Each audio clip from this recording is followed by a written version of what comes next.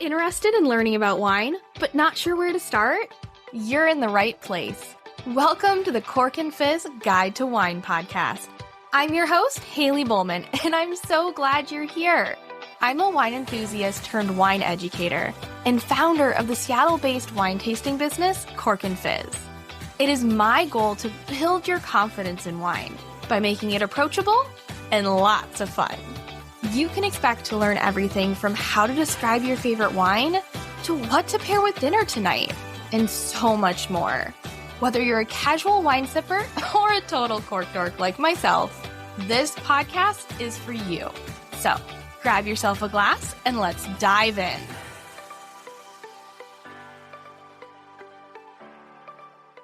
Welcome back to the Cork and Fizz Guide to Wine podcast. If you're new here, welcome. So glad you're checking this out. And of course, if you are a regular listener, thank you for the support. It still blows my mind that people want to listen to me talk about wine so much. So thank you for being here. Today, we're going to be talking to Dale Ott. Dale is a sommelier-turned-importer who specializes in Mexican and Portuguese wines. She and her husband, Steven, started NOSSA Imports in January of 2020. Yes, we all realize that is a very tough time to have started an international business, but they powered through, and I'm so glad they did. Between the two of them, they have over 30 years of experience on all three tiers of the alcohol industry, and we'll talk about that three-tier system a little bit later in the interview. Their goal is to shed light on regions that have an incredible history in winemaking, make high-quality wines, yet don't get the attention they deserve, hence their focus on Mexican and Portuguese wines. In part one, so in this episode, we discuss what it means to import wines into the US and discover exactly what happens to a bottle of wine as it travels from a vineyard in Portugal to your dinner table. Then in part two, next week, Dale gives me a crash course on Mexican wine and talks about some incredibly special producers in the area. And don't worry, we don't leave Portugal out, but I was a little selfish and kind of focused on Mexican wine because I'm so excited about it. All right, without further ado, let's get into the interview. Well, thank you for joining me. I know it's not ideal. It looks like we both kind of have to make it work for that, but appreciate you being here and really excited to, I know we just had you in the Cork crew last night, but now I'm extra excited to learn about Mexican wine and more about importing. So thank you for joining. I'm happy to be here. I think it's so important that you get to introduce yourself and kind of share. And this is also kind of one of those where you get to kind of share your story into wine. But first, you just want to tell us who you are and what you do. Yeah, so I'm Dale Ott. I own NOSSA Imports, and we import wines from Mexico and Portugal to the United States. I've been in the alcohol industry in the US for, it'll be 2 decades next year, and really excited to be bringing wines from both of these countries and increase the visibility on both because they're truly making some really special bottles. Yeah, no, absolutely. So the other question I always love to ask, because I think it's so fun to find out, and everybody seems to have a different story for how it happens. What made you get into wine? What was it that was like, I need to know more, and then for your case, like I want a career in wine, I want to spend all this time. What was it that sparked that? Yeah, well, I grew up on a farm and my mom's a botanist. So I've had a very sort of plant heavy upbringing, and we've always been very sort of connected to the earth. We are a big backpacking family. We really value our time in nature, and we value sort of life around us. And I think wine is a really beautiful embodiment of that. You can't have wine without nature. You can't have wine without plants, and you can't have wine without people. And so it's sort of this beautiful symphony of science and art that exists between plants and humans that I find to be absolutely addicting. Once you just learn, you keep learning more and more. And there are parts of it that we will never understand. There's parts of it that truly just are still magic, And so I think it's because of the magic. Yeah, no, I totally agree. I think it's one of those things, like the first thing that comes to mind is like the world of like biodynamic wine and biodynamic farming, of just like, why does some of that stuff work? Like, why is it that, like, because sometimes I hear it and I go, leaf days, water days, what the heck? And it's like, but there are studies now and all these things that point, and they're like, but it works and it makes sense, And so like I love that you'd say that. And it kind of goes along with too the whole idea of like, I don't know about you, but anytime that, like, I always tell people, like, if anybody claims they know everything about wine, they're wrong. It's impossible. And it keeps growing. There's always more to learn because there's more happening. There's Yeah. new experiments being tried. There's new countries producing wine in larger ways. So you'll never be bored also, which is nice. Yes, absolutely. Just a quick reminder, if you are not on my mailing list yet, what are you waiting for? I would love for you to join. When you do, you'll get a free shopping guide that has 15 of my favorite wines under $15. Head to corkandfizz.com, scroll down to the bottom, and there'll be a little section where you can join the mailing list. I send out a weekly newsletter filled with wine tips, recommendations, special offers, and so much more. Now, let's get back to the show. Okay, so let's talk a little bit more about your life as an importer. I feel like that, I think you're the first importer, if I'm remembering correctly, on the podcast. So would love to learn more about like what do you do as a wine importer? What does your day-to-day or your week-to-week kind of look like? Oh, that's a great question. So most of what I'm doing, because I am a very small import company, it's just myself and my husband as my partner. Really where we like to spend most of our time is in our relationships. Where we do spend most of our time is bureaucracy, red tape, and government forms, and on the road, hence me being in my vehicle for this podcast right now. But really, on a day-to-day basis, I am having conversations with my producers. We're planning out our sales for the year with our different markets, our different distributors. We're talking about new wine projects they have coming up. We're assessing harvest at this point, since that's just ended for both countries, figuring out what orders are going to be for next year. I'm also consistently talking to my distribution teams, to my brand managers in each of the states that we sell in, and doing all of the sexy logistics and compliance in the background. We're also perpetually in conversations with governments from both countries. There's a lot of laws that can make the entry process pretty challenging, even just between order to order. So we're consistently looking to improve our logistical systems, since they're consistently in flux for the size of company that we are. And so it's a lot of relationships with a lot of people is really what importing is. You act as connection between source to source. And that's something that what I think wine should be. It's something that provides connection. It connects people to people, it connects people to places. And as importers, we get to connect all of that. Oh, So yeah, that's actually why I named the company NOSSA. It means ours in Portuguese, and that's wine is about connection. It's about connection to all of us and to the land. oh, I love that. Yes, I think that's so cool, and I like what you talked about too. Yeah, it's important to have that. Like you're not just like bringing in wines, you're connecting with the people who are making the wines, and they mean so much to you to be able to bring their wine and to share that wine with other people. So you mentioned a couple words that I think for folks that are listening probably have heard but might not understand of like distributors, importing, the US. I know we have a large listener base in the US, and then I'm sure it's similar in some other countries, but we can talk about US because that's what we know. Can you tell us a little bit more about the system for bringing wines into the US and how they get to the consumer and why we kind of, or at least like what each of the parts are to go from like, yeah, a wine in Portugal to actually buying somebody taking home a bottle of Portuguese wine? Totally. It goes on a wild little adventure. So it'll start off at the vineyard, obviously. We have a consolidation space, and let's use Portugal as the example. We have consolidation spaces in both countries for all of our producers to drop their wine off at, and then we can do a transfer to the port authority to get those loaded onto containers. That requires a fair amount of efforts and logistics. It's herding cats every single time. Additionally, with the fact that most of the producers that we work with are fairly small and fairly esoteric. So sometimes it's sort of patchworking ways of them being able to get their product into the container. Once it's there, we work with the port authority, we work with our compliance team, and we work with customs brokerage and shop through a massive amount of paperwork in order to fill out all the government forms, make sure that the wines are all cleared for entry with the FDA, with the TTB, which is the Alcohol and Tobacco Trade Bureau, the government authority that controls alcohol in the United States, making sure that we're compliant on all levels. Once it hits port, we usually actually end up shipping all the way through the Panama Canal and landing in Oakland. It's one of the deeper ports on the West Coast, so it can actually take larger ships, which is typically what our containers get loaded onto.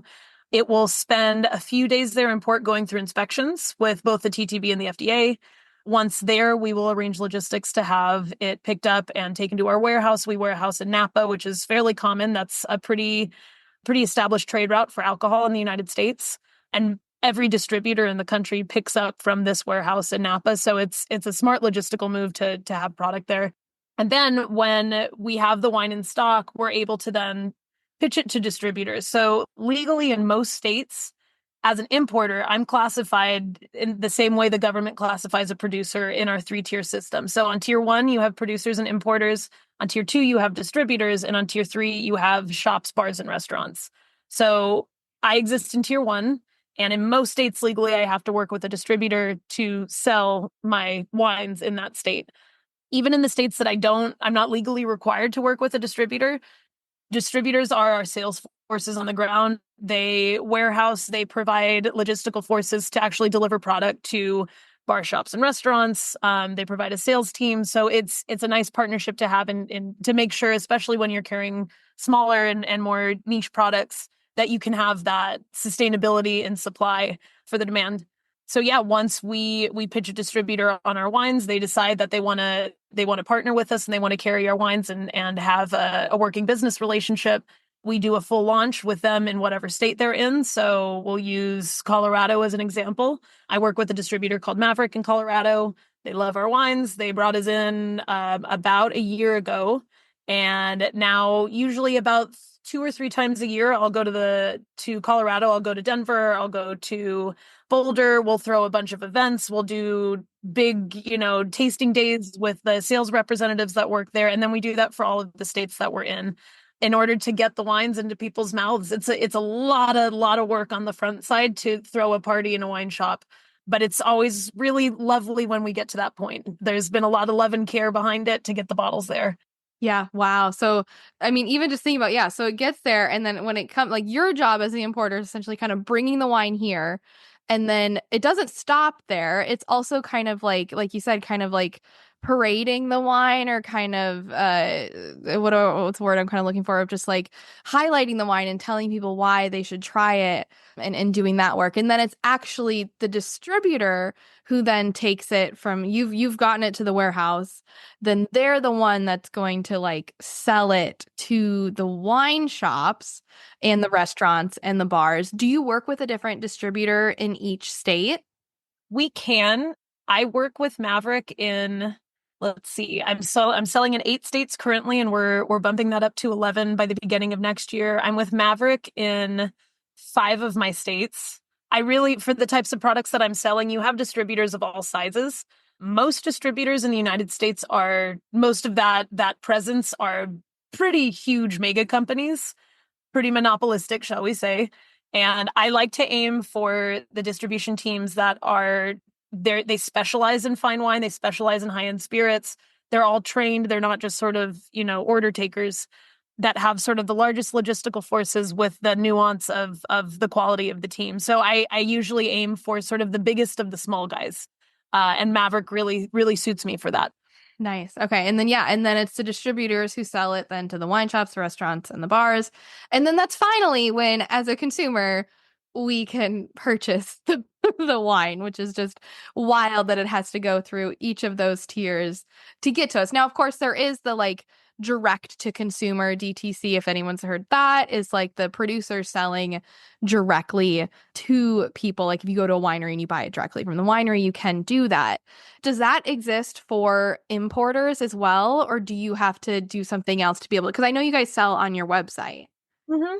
Yeah, so direct to consumer for wineries, say based in California, they still have to link together a number of licenses in order to make that work. So it is actually very challenging for home state teams to get their wines out into the world. It's very challenging to ship alcohol in the United States.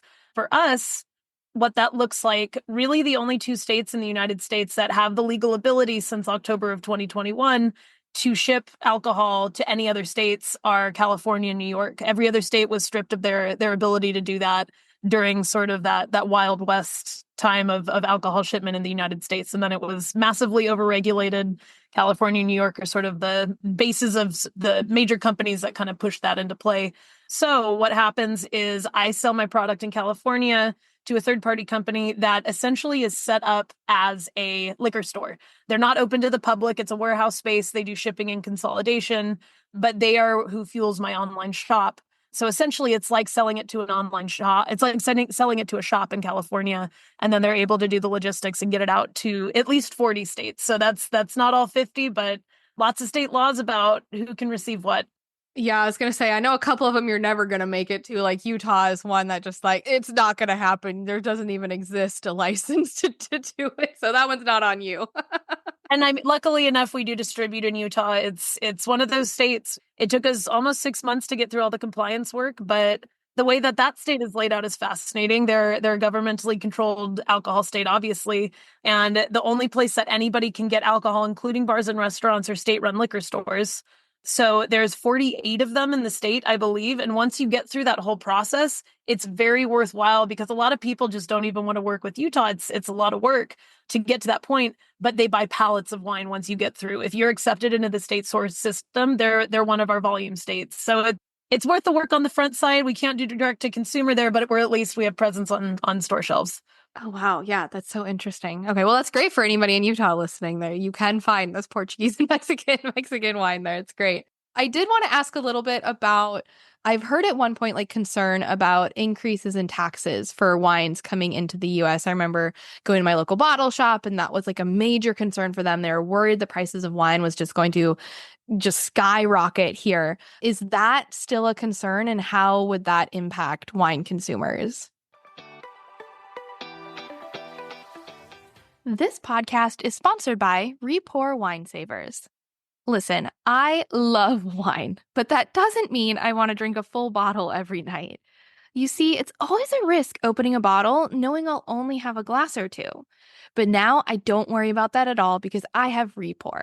These little contraptions will keep your open bottles of wine good for up to 3 months by removing oxygen from the bottle using fancy chemistry. And they're so easy to use. I simply open a bottle of wine, cork or screw cap, just like normal, and enjoy my glass or two. Then, when I'm ready to call it a night, I rip the foil off my Repour Wine Saver and place it in the bottle in place of the cork or screw cap, and then stick the bottle in the fridge. Simple as that. Then, whenever I grab another glass from that bottle in the future, I just make sure to put the Repour back on as soon as I'm done pouring. It's that easy. Want to give Repour a try? Head to repour.com, REPOUR.com, and use code CORKANDFIZZ for 10% off your order. That's Repour, REPOUR.com, and use code CORKANDFIZZ. No spaces in that, and the and is spelled out, so it's CORKANDFIZZ. Once you have Repour, you'll never have to worry about opening a bottle of wine just for one glass. I mean, heck, now you can try 2 or more wines at the same time and have your own at-home wine tasting. This podcast is sponsored by the Cork Crew Virtual Wine Club. Interested in trying new wines, but not sure where to start? Or maybe you've been listening to this podcast for a while and you love the idea of tasting wine live with me. If that's you, come join my Cork Crew Virtual Wine Club, and you'll get to sip wine with me twice a month while I help you find new favorite wines. The Cork Crew is not your ordinary wine club. This is a community of people who are passionate about exploring new flavors, learning about different wine styles, and having fun along the way. And the best part about this club, purchasing the wine is completely optional. Plus, all events are recorded, and you have access to the full library of recordings as a Cork Crew member, so you can always catch up if you can't make it live.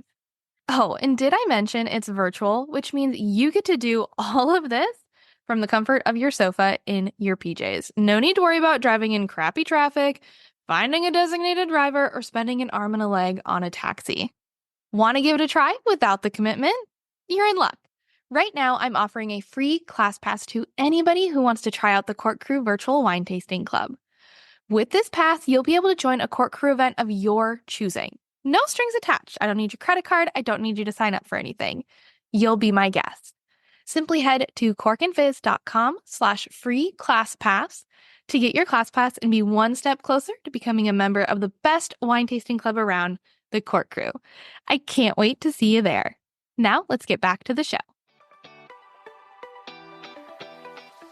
Yeah, taxes are not so much the concern. And in fact, there's a program called CBMA that allows for a pretty drastic cut in taxes for importers as long as they file their paperwork. So taxes is not so much what a lot of the issues have been. In the beginning of COVID, we were going through sort of those duty wars between the United States, and it was over flight subsidies. There was a battle between the European Union and the United States regarding luxury goods, and we were both taxing the hell out of each other. So that was an issue. That at that point, that was an issue. That was resolved. And it wasn't just wine that was affected. It was cheeses it was everywhere that either country could hurt each other. It was Scotch, it was cheeses from France, it was Le Creuset cookingware. The list was enormous. And then they were in return taxing bourbon, taxing all wines from California, taxing any luxury good that makes life worth living about airline issues. So gotta love that. That was resolved.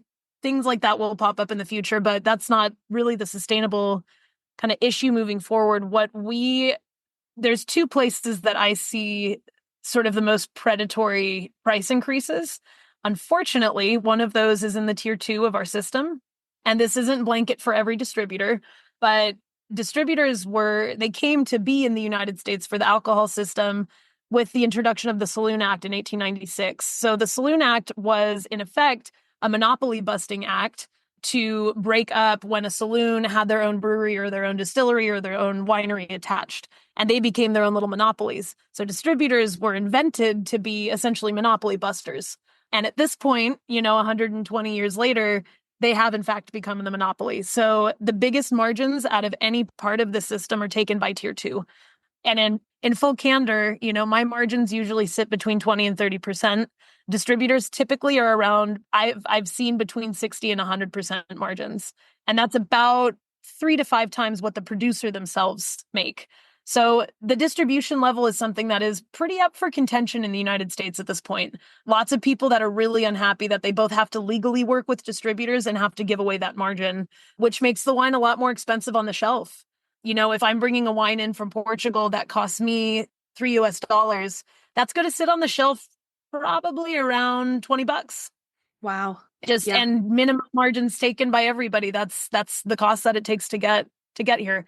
The other one is in the world of supply chain, there are oftentimes scarcity that is caused by a number of things. And in the past 5 years, we've seen some pretty wild happenings in supply chain. In the beginning of 2021 was when I had my first container come over from Portugal for the company. Pre-COVID, a container crossing the ocean full of wine, 40-foot container, 21 pallets. We're looking at 600 bottles a pallet. That would be around $7,000. Get to 2021 when everything was so crazy and there was so much scarcity and fear and all of the complexities of what was happening then, it was $38,000. So the fluctuations of supply chain based off of either real or perceived scarcity based off of political situations, that really is a huge issue, especially given that global system is monopolistic at this point too. There's only a few major global freight companies, and we do really try to use localized companies, so we're not really feeding into that system, and we can keep the competition alive. So that's something that really does affect the end dollar of the consumer of wine that's just wanting to taste something nice and learn something. So we're fighting a good fight out here, but there's a lot stacked up against those price points. Yeah, well, and I think it's so important to kind of learn those things because as a consumer, you don't know that that's why, that bottle that you bought last year was $15 and now it's $20. And you're like, what the hell? Why? And you don't realize that it's each of those pieces that are playing into it. And sometimes, things that feel totally random and you're like, why? Okay, great, cool. International game of telephone. Yeah, no, exactly. Okay, I want to dive into so you are an import company for Mexican and Portuguese wines. I feel like they seem to match, but also it's kind of okay, those seem a little bit of an interesting choice, especially with Mexican wines. Not a lot of people have tried those, and then being Europe and Mexico. So why did you choose these two regions? Yeah, so As a sommelier for many years, my husband and I both were pretty frustrated regarding accessibility of wines globally that weren't just sort of from the same five countries. We all see Italian, French, Spanish, United States, maybe there's a smattering of German, but really those are kind of the wines that we find predictably on shelves in everywhere from hotels to airport bars to what the consumer is used to imbibing. And we found a lot of what we were looking for to fill out the global history and the global story of wine in both Mexico and Portugal. Mexico is the oldest New World wine producing region outside of Europe and the Middle East on Earth, with almost 500 years of growing history. And then Portugal has almost, well, a little over 4,000 years of wine growing history, beating out France by a millennium, Spain by a millennium and a half. They're one of the older producing countries in Europe outside of, Georgia and Armenia. They have like between 7 and 8,000 years. They also have 250 indigenous varietals that are only used for wine in Portugal alone. And we do very profoundly feel that both countries are massively misunderstood regarding their wine production. Many people have never had Portuguese wines that are unfortified. Outside of Port and Madeira, maybe they've had a Vinho Verde at some point in their lives. But the plethora and the absolute abundance of these heavenly non-fortified wines coming from this country is pretty globally unknown. And for good reason. These areas have existed in the shadow of the Douro Valley for almost 300 years, given that it was the first delineated and governmentally controlled wine appellation on Earth. So that's something that it's really special in Portugal, in that the country has not been looking to the export market ever for their non-fortified wines. They've been making them for themselves the same way they've been making them for centuries, so that is why you get this incredibly special sense of place. You get incredible affordability for what these wines are. And similar things are true of Mexico. They really are kind of getting their sea legs in this renaissance that's happening in the country. And we're seeing a lot of creativity. Mexico doesn't have growing appellations yet, so there's no governmentally controlled areas.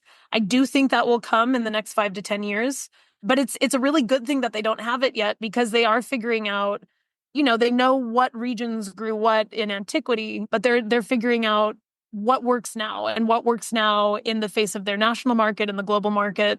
What are exports versus home consumption going to look like? So both countries are really kind of going through a renaissance. And aesthetically, stylistically, they suit each other really well. So it does seem a little bit random, but it fills in the global history beautifully, and stylistically they match, which is interesting. Yeah, I love that. No, I think I couldn't agree more. And I think, yeah, the more you describe it, it's like, oh yeah, that makes sense. I see why you put those two together, why they're so important to bring those in. Can you tell us a little bit more about how you decide which wines to import? And do you have a say in what happens to the wine, like after they're imported, like what shops they end up with or anything like that? But yeah, how do you decide the wines you import? Yeah, so that part of the process takes quite some time. We don't import wines until we have a pretty trusting relationship with the producer. It's like dating, we need to know their ethos, we need to know what they stand for. We need to like each other. At the end of the day, we've all been in business for a long time and have done business with a lot of folks that you don't like, but you get through it. We don't have to do that. And honestly, the end result shows up in the wine and the way that it's presented and provided. So it takes usually a year to a year and a half of us coming out and visiting whoever it is, being a part of all the processes. That's something that's very important to us. Every single bottle that we import, we have physically touched every single step of the process to ensure that it is made as it's been stated. We do focus on low intervention wines. We're of typicity, so we're looking for wines that represent the regions that they come from with integrity. Again, we're about connection. So we want to connect the person enjoying these wines with that place on earth, with that person. So it's very intimate. That part of the process is, we don't skimp on the time that it takes, because it is important. And being that we're the face of these wines in the market, we need to know them as intimately as the producer does. So that's how we can start that courtship. We will then, once we get to that place, we will then start to work on labeling, if we do need to change the labels for the US market, and if we need to redesign them because they look too much like something else that already exists. So we do a lot on the design side as well. We've designed a lot of our producers' US labels. just to give them the best chance that they have in the saturated market that we exist in. 11,600 new labels of wine registered with the TTB last year alone. So we are existing in a huge sea of wine, which is both a wonderful thing and a challenging thing for everybody involved. Regarding where they eventually end up, typically I don't like to put any sort of mandates on my distributors about where they can sell and where they can't. If I have a highly specialized product that I only have a few bottles of, I will usually either allocate that to the accounts that I know will be able to represent it in the best fashion, or I will go out and sell it myself and not even include the distributor team and just let them satisfy those orders. I do have two companies that I will not work with, and they're Amazon and Walmart. So those are I have many years of experience working with both, and unfortunately, they are absolute predators that require brands to sell at a loss in order to get the exposure in their stores, and they put people out of business. So, that's something that I tell a lot of my producers is I hope you don't have a problem with that, but I wouldn't feel like an integrous partner in allowing your products to be there. So yeah, that's kind of the process there.